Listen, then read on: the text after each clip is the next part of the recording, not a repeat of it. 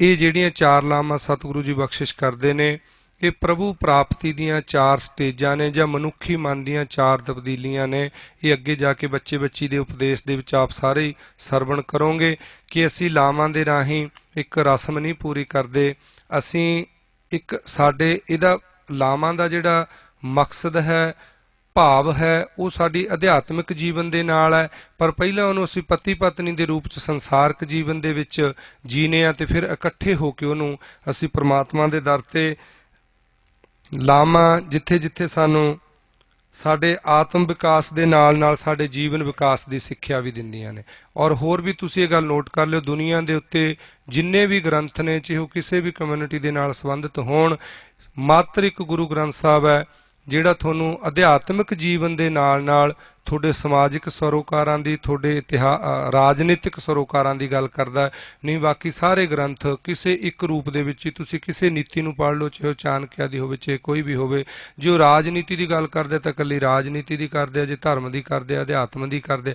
ਪਰ ਗੁਰੂ ਗ੍ਰੰਥ ਸਾਹਿਬ ਸੰਪੂਰਨ ਰੂਪ ਦੇ ਵਿੱਚ ਇੱਕ ਸੰਪੂਰਨ ਮਨੁੱਖ ਦੇ ਜੀਵਨ ਦੀ ਗੱਲ ਕਰਦੇ ਆ, ਕਿਉਂਕਿ ਗੁਰੂ ਨਾਨਕ ਸਾਹਿਬ ਨੇ ਜਿਹੜਾ ਮਨੁੱਖ ਬਣਾਇਆ ਸੀ, ਉਹ ਜਿਵੇਂ ਇੱਕ ਆਰਕੀਟੈਕਚਰ ਇੱਕ ਮਾਡਲ ਬਣਾ ਦਿੰਦਾ, ਉਹਨੂੰ ਦੇਖ ਕੇ ਅੱਗੇ ਮਕਾਨ ਤਿਆਰ ਹੁੰਦੇ ਨੇ। ਇਸ ਤਰ੍ਹਾਂ ਇੱਕ ਸੰਪੂਰਨ ਇਨਸਾਨੀਅਤ ਦਾ ਮਾਡਲ ਸੀ ਜਿਹੜਾ ਸਿੱਖ ਦਾ ਰੂਪ ਸੀ।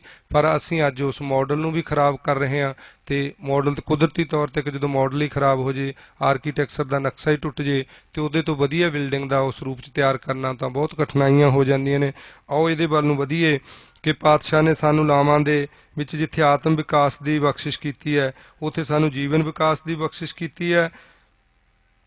ਦੂਸਰਾ ਤੀਸਰਾ ਕਿ ਅਸੀਂ ਲਾਵਾਂ ਦੇ ਰਾਹੀਂ ਜਿਹੜੀ ਪ੍ਰਕਰਮਾ ਕਰਦੇ ਹਾਂ, ਉਹ ਸੰਗਤ ਦੇ ਸਾਹਮਣੇ ਅਸੀਂ ਇੱਕ ਪਰਨ ਕਰਦੇ ਹਾਂ, ਇਕੱਲੇ ਗੁਰੂ ਦੇ ਨਾਲ ਨਹੀਂ, ਸੰਗਤ ਦੀ ਹਜ਼ੂਰੀ, ਹਾਜ਼ਰੀ ਵਿੱਚ, ਗੁਰੂ ਦੀ ਹਜ਼ੂਰੀ ਵਿੱਚ ਇੱਕ ਦੂਸਰੇ ਦੇ ਨਾਲ ਇੱਕ ਸੁਰ ਹੋਣ ਦਾ ਤੇ ਸਾਰੀ ਜ਼ਿੰਦਗੀ ਇੱਕੋ ਜਿਹੇ ਰਹਿਣ ਦਾ।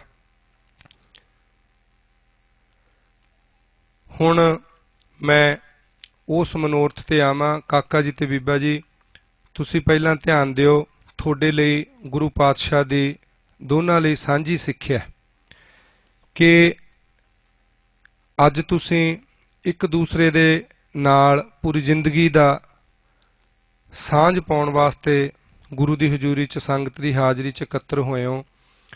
ਤੁਹਾਡੇ ਲਈ ਪਾਤਸ਼ਾਹ ਨੇ ਚਾਰ ਲਾਵਾਂ ਦੀ ਬਖਸ਼ਿਸ਼ ਕਰਨੀ ਹੈ। ਉਹ ਚਾਰ ਲਾਵਾਂ ਦਾ ਤੁਹਾਨੂੰ ਭਾਵ ਪਹਿਲਾਂ ਪੜ੍ਹਿਆ ਸੁਣਿਆ ਜ਼ਰੂਰ ਹੋਣਾ ਚਾਹੀਦਾ, ਬਹੁਤ ਵਧੀਆ ਗੱਲ ਹੈ, ਪਰ ਫਿਰ ਵੀ ਮੈਂ ਉਹਦਾ ਸ਼ਾਰਟ ਜਾਂ ਸੰਖੇਪ ਰੂਪ ਦੇ ਵਿੱਚ ਤੁਹਾਡੇ ਨਾਲ ਉਹਦੀ ਸਿੱਖਿਆ ਸਾਂਝੀ ਕਰਾਂਗਾ ਜੋ ਗੁਰੂ ਪਾਤਸ਼ਾਹ ਨੇ ਤੁਹਾਡੇ ਲਈ ਬਖਸ਼ਿਸ਼ ਕੀਤੀ ਹੈ। ਪਾਤਸ਼ਾਹ ਨੇ ਤੁਹਾਨੂੰ ਚਾਰ ਲਾਵਾਂ ਬਖਸ਼ਣੀਆਂ ਨੇ। ਕਾਕਾ ਸੰਦੀਪ ਸਿੰਘ ਤੇ ਬੀਬਾ ਬੇਅੰਤ ਕੌਰ ਜੀ, ਧਿਆਨ ਨਾਲ ਸੁਣਨਾ ਹੈ। ਪਹਿਲੀ ਲਾਮ ਦੇ ਵਿੱਚ ਪਾਤਸ਼ਾਹ ਨੇ ਤੁਹਾਨੂੰ ਹਰ ਪਹਿਲੜੀ ਲਾਭ ਪ੍ਰਵਿਰਤੀ ਕਰਮ ਦ੍ਰਿੜਾਇਆ ਬਲਰਾਮ ਜੀਓ। ਪਹਿਲੀ ਲਾਮ ਦੇ ਵਿੱਚ ਪਾਤਸ਼ਾਹ ਨੇ ਪ੍ਰਵਿਰਤ ਕਰਮ ਦੀ ਬਖਸ਼ਿਸ਼ ਕਰਨੀ ਹੈ। ਇਹਦਾ ਭਾਵ ਹੈ ਤੁਸੀਂ ਸਿੱਖਿਆ ਲੈਣੀ ਹੈ।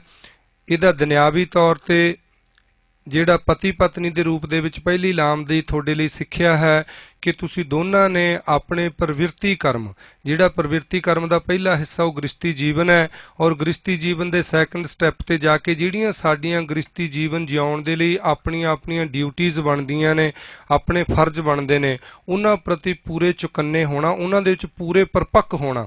ਉਦਾਹਰਨ ਵਜੋਂ ਮੰਨ ਲਓ ਕਿ ਇੱਕ ਬੱਚੀ ਦੀ ਡਿਊਟੀ ਹੈ ਕਿ ਉਹਨੇ ਕਿਚਨ ਦਾ ਸੰਭਾਲਣਾ।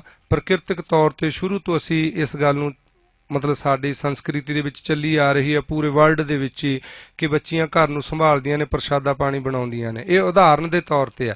ਭਾਈਆਂ ਦਾ ਕੰਮ ਕਿ ਜਿਵੇਂ ਉਹਨੇ ਬਾਹਰ ਦਾ ਮੰਨ ਲਓ ਆਟਾ ਪਿਸਾਉਣਾ, ਸਿਲੰਡਰ ਲੈ ਕੇ ਆਉਣਾ, ਉਦਾਹਰਨ ਦੇ ਤੌਰ ਤੇ ਮੈਂ ਸ਼ਾਰਟ ਤੁਹਾਡੇ ਨਾਲ ਕਰ ਰਿਹਾ, ਮਤਲਬ ਇਹ ਇੱਕ ਉਦਾਹਰਨ ਹੈ ਕਿ ਇਹ ਨਹੀਂ ਹੈ ਕਿ ਕਦੇ ਭਾਈ ਪ੍ਰਸ਼ਾਦਾ ਨਹੀਂ ਬਣਾ ਸਕਦਾ ਜਾਂ ਬੱਚੀ ਸਿਲੰਡਰ ਨਹੀਂ ਭਰਾ ਸਕਦੀ, ਨਹੀਂ, ਉਹ ਕਿਸੇ ਦੀ ਗੈਰ ਹਾਜ਼ਰੀ 'ਚ ਕੁਝ ਵੀ ਹੋ ਸਕਦਾ ਹੈ, ਪਰ ਆਪਣੀ ਡਿਊਟੀ ਪ੍ਰਤੀ ਸੁਚੇਤ ਹੋਣਾ, ਪਰਪੱਕ ਹੋਣਾ, ਇਹ ਤੁਹਾਡੀ ਪਹਿਲੀ ਲਾਮ ਦੀ ਤੁਹਾਡੇ ਲਈ ਸਿੱਖਿਆ ਹੈ ਸਮਾਜਿਕ ਜੀਵਨ ਦੇ ਲਈ। ਔਰ ਇਹਦੇ ਨਾਲ ਅਧਿਆਤਮਿਕ ਜੀਵਨ ਦੇ ਲਈ ਤੁਹਾਡੀ ਪਹਿਲੀ ਲਾਮ ਦੀ ਸਿੱਖਿਆ ਮਹਾਰਾਜ ਕਹਿੰਦੇ ਕਰਮ ਧਰਮ ਨੇਮ ਬ੍ਰਤ ਪੂਜਾ ਪਾਰ ਬ੍ਰਹਮ ਬਿਨ ਅਵਰ ਨਾ ਦੂਜਾ। ਕਾਕਾ ਸੰਦੀਪ ਸਿੰਘ ਤੇ ਬੀਬਾ ਬੇਅੰਤ ਕੌਰ, ਤੁਸੀਂ ਜਿੱਥੇ ਆਪਣੀਆਂ ਪ੍ਰਵਿਰਤੀ ਕਰਮ ਦੇ ਵਿੱਚ ਪਰਪੱਕ ਹੋਣਾ ਸਮਾਜਿਕ ਤੌਰ ਤੇ, ਉੱਥੇ ਅਧਿਆਤਮਿਕ ਤੌਰ ਤੇ ਵੀ ਪ੍ਰਵਿਰਤੀ ਕਰਮ ਦੇ ਵਿੱਚ ਪੱਕੇ ਹੋਣਾ, ਨਿਤਨੇਮੀ ਬਣਨਾ, ਇਸ਼ਨਾਨ ਪਾਣੀ ਕਰਨਾ, ਬਾਣੀ ਪੜ੍ਹਨਾ, ਪ੍ਰਮਾਤਮਾ ਦੇ ਨਾਮ ਸਿਮਰਨ ਦੇ ਵਿੱਚ ਵਿਸ਼ਵਾਸ ਰੱਖਣਾ, ਕਿਰਤ ਧਰਮ ਦੀ ਕਰਨੀ, ਪਾਪਾਂ ਤੋਂ ਹਮੇਸ਼ਾ ਬਚ ਕੇ ਰਹਿਣਾ। ਨਾਮ ਸਿਮਰਨ ਦੇ ਕਰਮ ਦੇ ਵਿੱਚ ਪ੍ਰਵਿਰਤ ਹੋਣਾ, ਇਹ ਪਹਿਲੀ ਲਾਮ ਦੀ ਸਿੱਖਿਆ। ਭਾਵੇਂ ਬੱਚੇ ਬੱਚੀ ਲਈ ਵਿਸ਼ੇਸ਼ ਹੈ, ਪਰ ਸੁਣ ਕੇ ਸਮਝ ਕੇ ਸਾਰੀ ਸੰਗਤ ਦਾ ਹੀ ਫਰਜ਼ ਬਣਦਾ ਹੈ ਕਿ ਉਹਨੂੰ ਆਪਣੇ ਅਮਲ 'ਚ ਲੈ ਕੇ ਆਵੇ। ਪਾਤਸ਼ਾਹ ਦੂਸਰੀ ਲਾਮ ਦੇ ਵਿੱਚ ਸਾਨੂੰ ਬਖਸ਼ਿਸ਼ ਕਰਦੇ ਆ।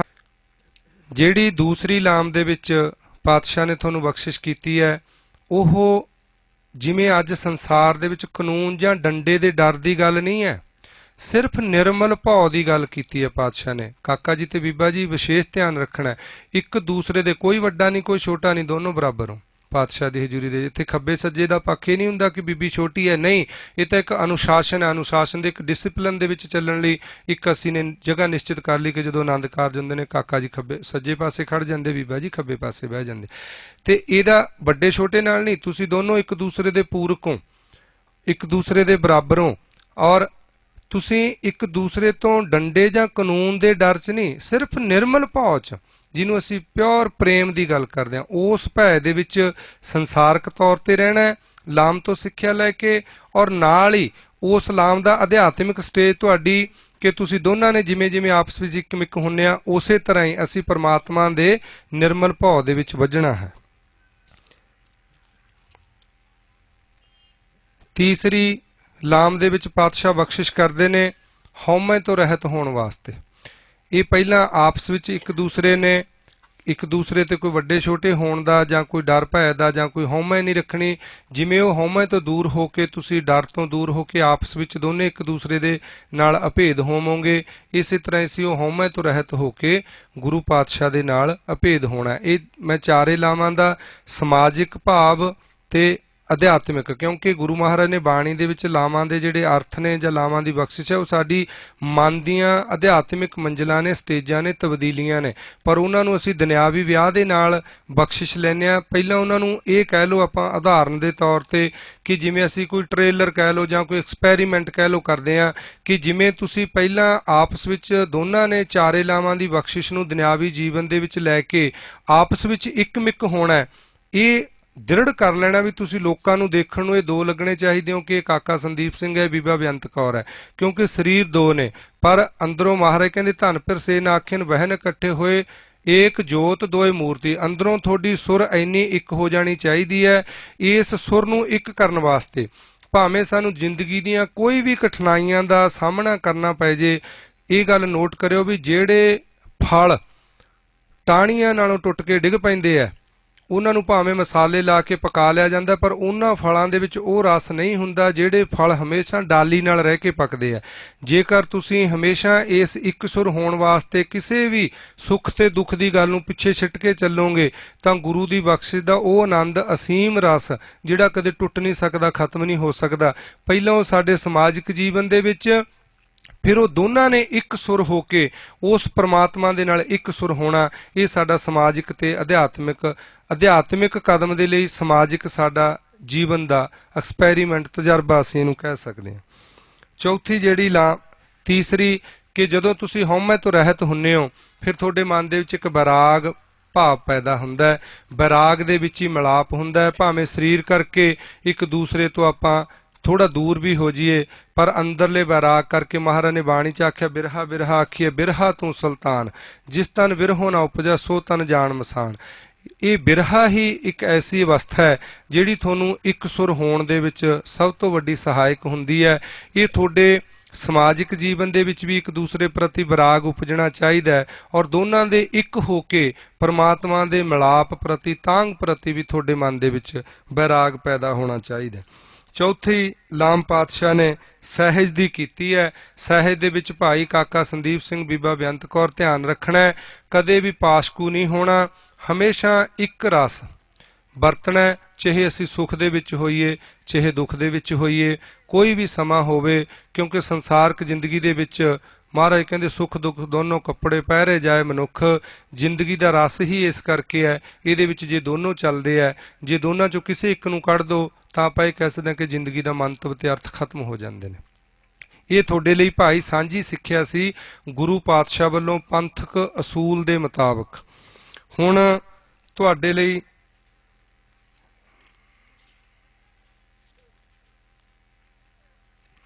ਦੋਨਾਂ ਬੱਚੇ ਤੇ ਬੱਚੀ ਦੇ ਲਈ ਇੰਡੀਵਿਜੂਅਲ ਡਿਊਟੀ, ਵਿਅਕਤੀਗਤ ਉਪਦੇਸ਼ ਜੋ ਗੁਰੂ ਪਾਤਸ਼ਾਹ ਦਾ ਤੁਹਾਡੇ ਲਈ ਹੈ। ਸਭ ਤੋਂ ਪਹਿਲਾਂ ਕਾਕਾ ਜੀ ਤੁਹਾਡੇ ਲਈ, ਕਾਕਾ ਸੰਦੀਪ ਸਿੰਘ ਜੀ, ਤੁਸੀਂ ਗੁਰੂ ਦੀ ਹਜ਼ੂਰੀ 'ਚ ਸੰਗਤ ਦੀ ਹਾਜ਼ਰੀ 'ਚ ਬੈਠੇ ਹੋ। ਇਹ ਧਿਆਨ ਰੱਖਣਾ ਕਿ ਇਸ ਬੱਚੀ ਦੇ ਮਾਪਿਆਂ ਨੇ, ਬੀਬੀ ਬੇਅੰਤ ਕੌਰ ਦੇ ਮਾਪਿਆਂ ਨੇ ਪੂਰੇ ਸੰਸਾਰ ਦੇ ਵਿੱਚ ਸਭ ਤੋਂ ਯੋਗ ਸਮਝ ਕੇ ਆਪਣੀ ਬੱਚੀ ਲਈ ਤੁਹਾਨੂੰ ਚੁਣਿਆ। ਤੁਸੀਂ ਹਮੇਸ਼ਾ ਪੂਰੀ ਜ਼ਿੰਦਗੀ ਦੇ ਵਿੱਚ ਹਰ ਅਵਸਥਾ ਦੇ ਵਿੱਚ ਇਸ ਬੱਚੀ ਨੂੰ ਇੱਕੋ ਜਿਹਾ ਪਿਆਰ ਦੇਣਾ ਹੈ। ਕਦੇ ਵੀ, ਜਿਵੇਂ ਮੈਂ ਪਹਿਲਾਂ ਤੁਹਾਡੇ ਨਾਲ ਸਾਂਝ ਪਾਈ ਹੈ, ਚਾਹੇ ਸਮਾਜਿਕ ਤੌਰ ਤੇ ਸਾਡੇ ਸਾਹਮਣੇ ਕੋਈ ਵੀ ਸੁੱਖ ਦੀ ਜਾਂ ਦੁੱਖ ਦੀ ਕੋਈ ਵੀ ਘੜੀ ਹੋਵੇ, ਮਾਨਸਿਕ ਤੌਰ ਤੇ ਇਸ ਬੱਚੀ ਪ੍ਰਤੀ ਤੇਰੇ ਮਨ ਦੇ ਵਿੱਚ ਕਦੇ ਵੀ ਰੰਚਕ ਮਾਤਰ ਵੀ ਫਰਕ ਨਹੀਂ ਆਉਣਾ ਚਾਹੀਦਾ। ਇਹਨੂੰ ਪੂਰੀ ਜ਼ਿੰਦਗੀ ਆਪਣੇ ਜੀਵਨ ਦਾ ਹਿੱਸਾ, ਅਰਧੰਗੀ ਜਾਣ ਕੇ ਪਿਆਰ ਦੇਣਾ, ਸਤਿਕਾਰ ਦੇਣਾ। ਤੂੰ ਇਸ ਬੱਚੀ ਬੇਅੰਤ ਕੌਰ ਦੇ ਇੱਜ਼ਤ ਤੇ ਸਰੀਰ ਦਾ ਸਾਰੀ ਜ਼ਿੰਦਗੀ ਲਈ ਰਾਖਾ ਹੈ। ਇੱਥੇ ਵੀ ਮੈਂ ਇੱਕ ਤੁਹਾਨੂੰ ਇਹ ਸਮੁੱਚੀ ਸੰਗਤ ਦੇ ਨਾਲ ਹੀ ਸਾਂਝ ਪਾ ਲਵਾਂ ਕਿ ਪਤੀ ਦਾ ਮਤਲਬ ਹੀ ਇਹ ਹੁੰਦਾ, ਜਿਹੜੇ ਪੜ੍ਹੇ ਲਿਖੇ ਸੱਜਣ ਨੇ ਉਹ ਸਮਝਦੇ ਹੋਣਗੇ, ਪਤੀ ਦਾ ਭਾਵ ਹੁੰਦਾ ਰਾਖਾ। ਅੱਜ ਮਹਾਰਾਜ ਤੋਂ ਬਖਸ਼ਿਸ਼ ਲੈ ਕੇ ਤੁਸੀਂ ਪਤੀ ਪਤਨੀ ਦਾ ਰੂਪ ਦੇ ਵਿੱਚ ਕਨਵਰਟ ਹੋ ਜਾਣਾ, ਬਦਲ ਜਾਣਾ। ਤੂੰ ਇਸ ਬੱਚੀ ਦੇ ਪਤੀ ਦੇ ਰੂਪ 'ਚ ਅੱਜ ਗੁਰੂ ਸਾਹਿਬ ਦੀ ਹਜ਼ੂਰੀ ਦੇ ਵਿੱਚ ਆਇਆ। ਤੂੰ ਇਸ ਬੱਚੀ ਦੀ ਪੂਰੀ ਜ਼ਿੰਦਗੀ ਦੇ ਲਈ ਇਹਦੀ ਇੱਜ਼ਤ ਤੇ ਸਰੀਰ ਦਾ ਰਾਖਾ ਹੈ। ਸਿਰ ਦੀਜੈ ਬਾਹੇ ਨਾ ਛੋਡੀਐ ਦੇ ਕਦਮ ਤੇ ਹਮੇਸ਼ਾ ਜਦੋਂ ਤੱਕ ਧੜ ਦੇ ਨਾਲ ਸਰੀਰ ਜੁੜਿਆ ਹੋਇਆ, ਉਦੋਂ ਤੱਕ ਕਦੇ ਵੀ ਇਹ ਮਨ ਦੇ ਵਿੱਚ ਭੁਲੇਖਾ ਵੀ ਨਹੀਂ ਆਉਣਾ ਚਾਹੀਦਾ। ਕਾਕਾ ਜੀ, ਆਪਣੇ ਇਸਤਰੀ ਧਰਮ ਦੇ ਵਿੱਚ ਪੱਕਿਆਂ ਰਹਿਣਾ ਸਾਰੀ ਜ਼ਿੰਦਗੀ। ਪਾਤਸ਼ਾਹ ਨੇ ਕਿਹਾ, ਪਰ ਨਾਰੀ ਸੰਗ ਪਰ ਨਾਰੀ ਕੀ ਸੇਜ ਭੂਲ ਸੁਪਨੇ ਹੋ ਨਾ ਗਏ ਹੋ। ਪਾਤਸ਼ਾਹ ਦੇ ਹੁਕਮ ਮੁਤਾਬਕ ਦੇਖ ਪਰਾਈਆਂ ਚੰਗੀਆਂ ਧੀਆਂ ਭੈਣਾਂ ਮਾਵਾਂ ਜਾਣਾ।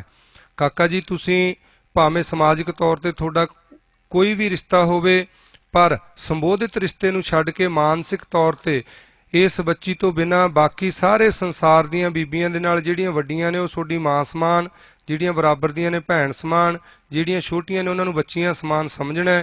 ਚਾਹੇ ਉਹਨਾਂ ਨਾਲ ਕੋਈ ਵੀ ਸਾਲੀ ਦਾ ਜਾਂ ਭਰਜਾਈ ਦਾ ਸਮਾਜਿਕ ਰਿਸ਼ਤਾ ਹੋਵੇ, ਮਾਨਸਿਕ ਤੌਰ ਤੇ ਆਪਣੇ ਇਸਤਰੀ ਵਰਤ ਧਰਮ ਦੇ ਵਿੱਚ ਹਮੇਸ਼ਾ ਪੱਕਿਆਂ ਰਹਿਣਾ। ਇਸ ਬੱਚੀ ਦੇ ਮਾਤਾ ਪਿਤਾ ਨੂੰ ਤੇ ਸਾਕ ਸੰਬੰਧੀਆਂ ਨੂੰ, ਆਪਣੇ ਰਿਸ਼ਤੇਦਾਰਾਂ ਦੇ ਤੁਲ ਆਦਰ ਦੇਣਾ, ਉਹਨਾਂ ਦੀ ਰਿਸਪੈਕਟ ਕਰਨੀ, ਇੱਜ਼ਤ ਦੇਣੀ। ਇਹ ਤੇਰੇ ਲਈ ਗੁਰੂ ਮਹਾਰਾਜ ਦਾ ਉਪਦੇਸ਼ ਹੈ ਭਾਈ। ਬੀਬਾ ਜੀ, ਤੁਹਾਡੇ ਲਈ ਤੁਸੀਂ ਗੁਰੂ ਪਾਤਸ਼ਾਹ ਦੇ ਉਪਦੇਸ਼ ਨੂੰ ਧਿਆਨ ਨਾਲ ਸੁਣਨਾ ਹੈ। ਤੁਹਾਡੇ ਮਾਤਾ ਪਿਤਾ ਨੇ ਹਜ਼ੂਰ ਪਾਤਸ਼ਾਹ ਦੇ ਚਰਨਾਂ 'ਚ ਸੰਗਤ ਦੀ ਹਾਜ਼ਰੀ 'ਚ ਤੁਹਾਨੂੰ ਇਸ ਬੱਚੇ ਕਾਕਾ ਸੰਦੀਪ ਸਿੰਘ ਦੇ ਲੜ ਲਾਉਣ ਜਾ ਰਹੇ ਨੇ। ਤੁਸੀਂ ਪੂਰੀ ਜ਼ਿੰਦਗੀ ਇਸ ਬੱਚੇ ਦੇ, ਇਸ ਕਾਕੇ ਦੇ, ਆਪਣੇ ਪਤੀ ਜਿਹਨੂੰ ਮੰਨਣ ਜਾ ਰਹੇ ਹੋ, ਇਹਦੇ ਨਿਰਮਲ ਭਾਉ 'ਚ ਰਹਿਣਾ। ਇਹ ਨਹੀਂ ਵੀ ਜਿਵੇਂ ਮੈਂ ਪਹਿਲਾਂ ਇਹ ਦੱਸ ਚੁੱਕਿਆ ਕਿ ਡੰਡੇ ਜਾਂ ਕਾਨੂੰਨ ਦੇ ਡਰ ਦੀਆਂ ਗੱਲਾਂ ਨਹੀਂ। ਗੁਰੂ ਦੀ ਹਜ਼ੂਰੀ ਸਿਰਫ ਨਿਰਮਲ ਭਾਉ, ਸਾਰੀ ਜ਼ਿੰਦਗੀ ਨਿਰਮਲ ਭਾਉ ਦੇ ਵਿੱਚ ਰਹਿਣਾ। ਹਰ ਦੁੱਖ ਸੁੱਖ ਦੇ ਵਿੱਚ ਇੱਕੋ ਜਿਹਾ ਪ੍ਰੇਮ ਪਿਆਰ ਕਰਨਾ ਇਸ ਬੱਚੇ ਦੇ ਨਾਲ। ਇਹ ਬੱਚਾ ਦੇਸ਼ ਪ੍ਰਦੇਸ਼ 'ਚ ਕਿਤੇ ਵੀ ਰਹੇ, ਆਪਣੇ ਪਤੀ ਵਰਤ ਧਰਮ ਦੇ ਵਿੱਚ ਪੱਕੇ ਰਹਿਣਾ। ਤੁਹਾਡੇ ਲਈ ਵੀ ਉਹੀ ਸਿੱਖਿਆ, ਜਿਹੜੇ ਆਪ ਤੋਂ ਵੱਡੇ ਨੇ ਉਹਨਾਂ ਨੂੰ ਪਿਤਾ ਸਮਾਨ, ਬਰਾਬਰਦਿਆਂ ਨੂੰ ਭਰਾ ਸਮਾਨ, ਛੋਟਿਆਂ ਨੂੰ ਬੱਚਿਆਂ ਸਮਾਨ ਸਮਝਣਾ। ਚਾਹੇ ਉਹਨਾਂ ਨਾਲ ਸਮਾਜਿਕ ਰਿਸ਼ਤਾ ਤੁਹਾਡਾ ਕੋਈ ਦਿਓਰ ਜੇਠ ਦਾ ਜਾਂ ਕਿਸੇ ਜੀਜੇ ਭਣੋਈਏ ਦਾ ਰਿਸ਼ਤਾ ਹੋਵੇ, ਜਿਨ੍ਹਾਂ ਨੂੰ ਸਮਾਜ ਦੇ ਗੰਧਲੀ ਵਿਰਤੀ ਦੇ ਲੋਕਾਂ ਨੇ ਗੰਧਲੇ ਅਰਥ ਦਿੱਤੇ ਹੋਏ ਨੇ, ਪਰ ਆਪਾਂ ਨੇ ਗੁਰੂ ਦੀ ਆਗਿਆ ਮੰਨ ਕੇ ਇਹਦੇ ਤੇ ਪੱਕੇ ਹੋਣਾ ਹੈ। ਆਪਣੇ ਪਤੀ ਦੀ ਆਗਿਆਕਾਰੀ ਬਣਨਾ, ਆਪਣੇ ਪਤੀ ਦੀ ਸੇਵਾ ਦੇ ਵਿੱਚ ਵਿਸ਼ਵਾਸ ਰੱਖਣਾ। ਇਸ ਬੱਚੇ ਦੇ ਮਾਤਾ ਪਿਤਾ ਨੂੰ ਆਪਣੇ ਮਾਤਾ ਪਿਤਾ ਦੇ ਤੁਲ ਆਦਰ ਦੇਣਾ। ਇਹਦੇ ਸੰਬੰਧੀਆਂ ਨੂੰ ਆਪਣੇ ਸੰਬੰਧੀਆਂ ਦੀ ਵਾਂਗ ਜਾਣਨਾ। ਦੂਸਰਾ, ਤੁਹਾਡੇ ਲਈ ਇੱਕ ਨਾਲ ਸੰਗਤ ਵੀ ਇਸ ਬਚਨ ਨੂੰ ਸਰਵਣ ਕਰੇ ਧਿਆਨ ਨਾਲ ਕਿ ਜਿਵੇਂ ਭਾਈ ਨੂੰ, ਜੈਂਟਸ ਨੂੰ, ਮਨੁੱਖ ਨੂੰ ਅਸੀਂ ਪਤੀ ਕਹਿੰਦੇ ਆ, ਉਸੇ ਤਰ੍ਹਾਂ ਬੀਬੀ ਨੂੰ ਅਸੀਂ ਜਦੋਂ ਪਤਨੀ ਕਹਿੰਦੇ ਆ ਤਾਂ ਉਹਦੇ ਨਾਲ ਧਰਮ ਸ਼ਬਦ ਲੱਗਦਾ। ਕਦੇ ਵੀ ਨੋਟ ਕਰਿਓ, ਕਿਸੇ ਵੀ ਥਾਂ ਤੇ ਧਰਮ ਪਤੀ ਨਹੀਂ ਕਿਹਾ ਜਾਂਦਾ, ਧਰਮ ਪਤਨੀ ਕਿਹਾ ਜਾਂਦਾ। ਪਤਨੀ ਦੇ ਵਿੱਚ ਜਿਹੜਾ ਨੀ ਸ਼ਬਦ ਹੈ ਪਿੱਛੇ ਆਉਂਦਾ, ਉਹ ਤਾਂ ਇੱਕ ਜੈਂਡਰ ਹੈ, ਇੱਕ ਲਿੰਗਵਾਚਕ ਹੈ। ਪਰ ਜਿਹੜਾ ਧਰਮ ਪਤ ਤੋਂ ਮਤਲਬ ਹੈ, ਜਿਹਨੂੰ ਆਪਾਂ ਸੌਖਿਆਂ ਅਰਥੇ ਦੇ ਜਾਣਨੇ ਹੁਣ, ਇਹਦਾ ਮਤਲਬ ਬਣਦਾ ਧਰਮ ਪਤ। ਜਿਵੇਂ ਬੀਬਾ ਜੀ, ਇਹ ਕਾਕਾ पति दे रूप च तुहाडे शरीर ते इज्जत दा रख है, उस तरह बीबा जी तुसी पत्नी धर्म पत्नी दे रूप दे विच इस बच्चे दे धर्म दे राखे बन के चलना सारी जिंदगी दे लई।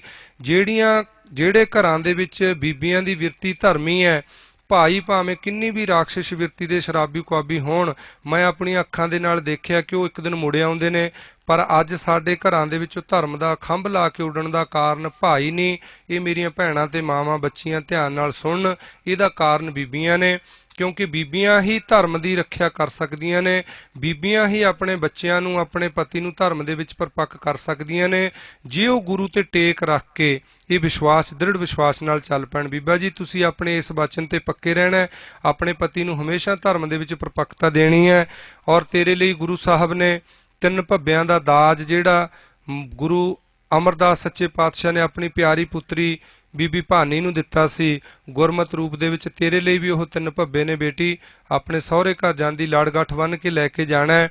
3 भब्बे जदों भी सहुरे घर दे विच तू चली है, तेरे लिए नवां घर है, वो उथे सब तो पहला भब्बा भला जी, जदों भी कोई वचन करदा है, तेरा पति तेनू कोई वचन करदा है, तेरे सस सहुरा तेरे परिवार दे साख संबंधी भला जी 7 वचन जी का भाव है। उदाहरण के तौर पर भी बेटा पानी लैके आओ 7 वचन जी, बेटा कपड़ा लिया दो 7 वचन जी, रोटी बना लो 7 वचन। भब्बा भला जी पहला बेटा ये भब्बे नूं याद रखना, पहला भब्बा ये याद रखना, ये वो दाज है, वो उपदेश है जिहड़ा गुरु अमरदास सच्चे पातशाह ने बीबी भानी नूं बख्शिश कीता सी। दूसरा भब्बा बेटी कदे भी सहुरे घर च रहिंदियां कोई भी गल गलती हो जे, उस टाइम भब्बा भुल्ली जी मैं भुल गई, कोशिश करनी है उस गलती नूं अगे वास्ते सुधारन दी, कदे ना पातशाह बख्शिश करन मुड़ के गलती होवे, भब्बा भुल्ली जी। तीसरा बेटी भब्बा भाणा, तीसरा भब्बा हमेशा याद रखना, सतगुर बख्शिशां करन, सुख दुख जिंदगी दे विच आउंदे जांदे रहिंदे ने, हमेशा सतगुरां दे भाणे च रहना। जे पातशाह सानू हवाई जहाजां दे विच चढ़ा देण तां भी कदे पैर नहीं छड्डणे, जे किते सानू कोई जिंदगी दी औखी घड़ी देखनी पै जे तां भी कदे उदास नहीं होना ते भाणे तो मुनकर नहीं होना। साडे इतिहास दे विच बीबी भानी ते भाई मैं उन्होंने नाम विसर गया, जिहड़ियां दे बेटे दे आपां कहानी सुनते हुन्ने कि उधरों बेटे दी बरात उतरनी सी, भाई भिखारी जी इन्हां दी दोनों दे जीवन नूं अपने सामने ध्यान च रख के चलना है। ये 3 भब्बियां नूं हमेशा निवण सुअखर खावण गुण जिहबा मणिया मंत, ये 3 भैणे बेसकार जित बस आवी कंत बच्ची, अपने घर दे विच रहिंदियां उस तरह दे अपने जीवन की चाल ढाल नूं बनाउणा है, जिस जीवन की चाल ढाल दे नाल तेरा पति तेरे हमेशा बस च रहे ते तुसी दोनों एक हो के उस परमात्मा दे दोनों ने एक हो के दोनों ने कहो कबीर हम ब्याहे चले हैं, फिर पति पत्नी का रूप खत्म होके असी दोनों जीव रूपी स्त्री के रूप च उस परमात्मा दे दर ते इकमिक होना है। ये काका संदीप सिंह ते बीबा बेअंत कौर तुसी ये ध्यान नाल उपदेश सुनिया, जे तुहानूं ये उपदेश प्रवान है तां संगत की हाजरी च गुरु की हजूरी च खड़े होके प्रवान करो अते गुरु महाराज की हजूरी च मत्था टेक के बैठो और पातशाह तो बख्शिश मंगो कि सतगुरु सानू दृढ़ता बख्शण ये उपदेशों ते पहरा देण दी।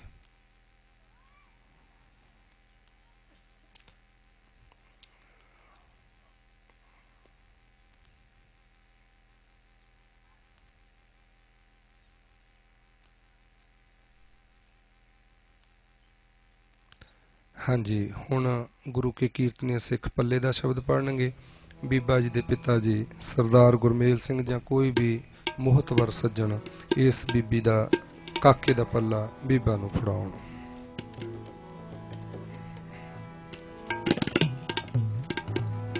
उस्तुत निंदा नानक जी में, उस्तुत निंदा नानक जी में, हम जाई छोड़िया,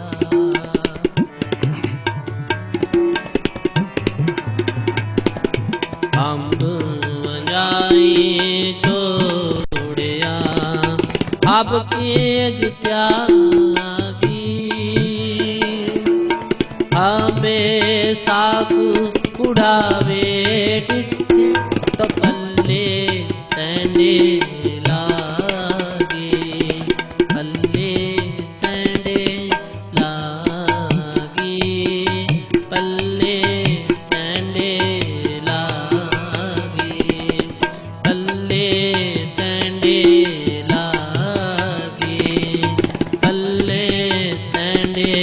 लाए